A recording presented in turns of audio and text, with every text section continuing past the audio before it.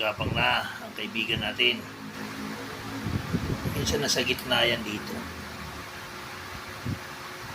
Kaso dyan malimit talaga nagtatambay kasi nag-umulot ng pagkain.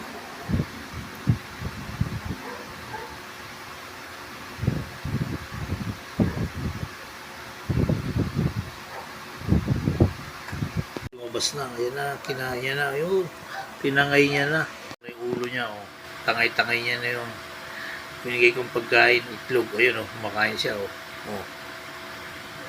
Nakikita nyo yan? Ayan siya lakay. Ayun, nasa dulo, ayun, oh. Kumakain siya. Kinakain niya yung binigay kong pagkain. Ayan. Ayan, ayan.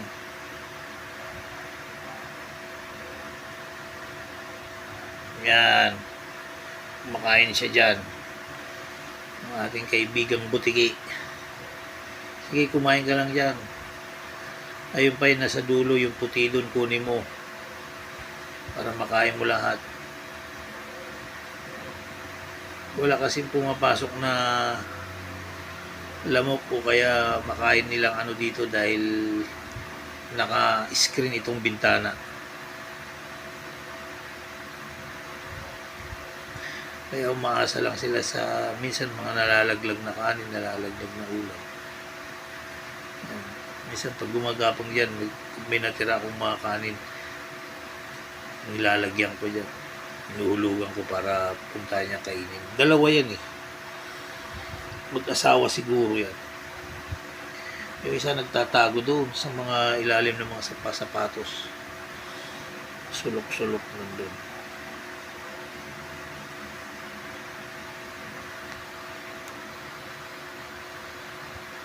Tapang na naman. Punta na naman sa makikita niyang pagkain. Busog na, ang laki na ng tiyan. Oh.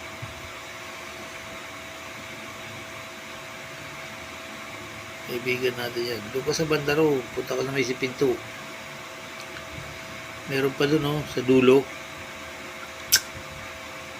Yan, sige, diretso mo. Wala, nagtatago na.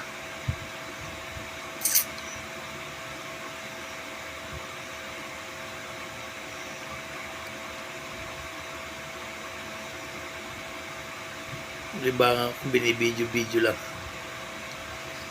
Alaga ko yan dito.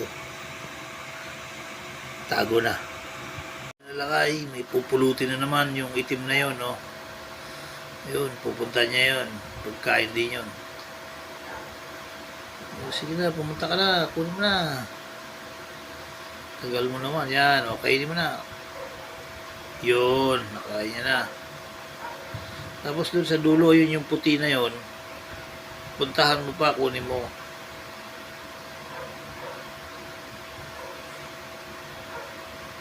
Huwag ka na diretso ka na.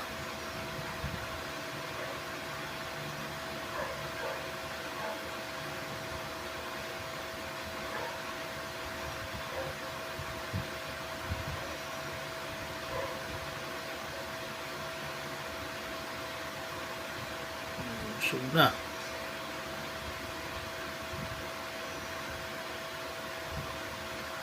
Mas malaki yung isa, baka lalaki siguro yun.